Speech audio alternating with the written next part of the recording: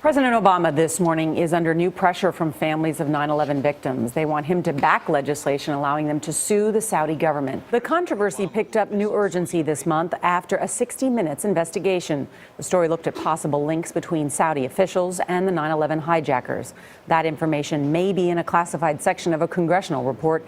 Chip Reid is at the White House, where the president is getting ready for a visit to Saudi Arabia. Chip, good morning. Well, good morning. Saudi Arabia is a key U.S. ally and has threatened to retaliate financially if that bill becomes law. The Obama administration opposes the bill, and that has made some 9/11 families very angry. I'm completely outraged. Lori Van Auken is convinced the 9/11 hijackers were helped by Saudi agents. Her husband, Kenneth, worked on the 105th floor of the World Trade Center's North Tower. For years, Van Auken and other 9/11 families have tried to hold the Saudi government accountable in federal court. But because foreign governments are immune from suits in the U.S., their efforts have so far failed. If someone you loved was murdered and the person was just able to go away scot-free, would you be okay with that? I don't think anybody would. Congress is now considering a bill to permit lawsuits against countries that contribute material support or resources for acts of terrorism.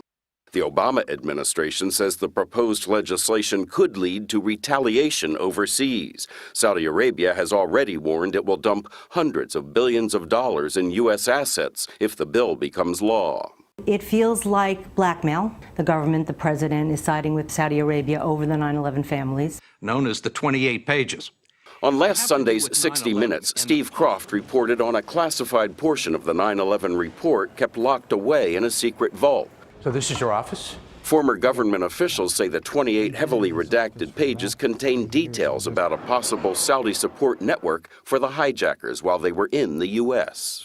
I think it is implausible to believe that 19 people, most of whom didn't speak English, most of whom had never been in the United States before, many of whom didn't have a high school education, could have carried out such a complicated task without some support from within the United States.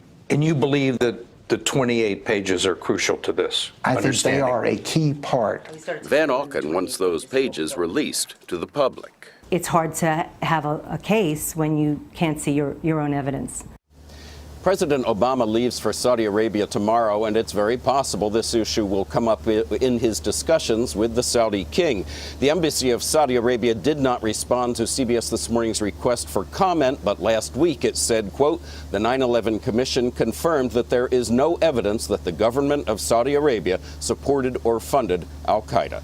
Charlie? Chip, thanks.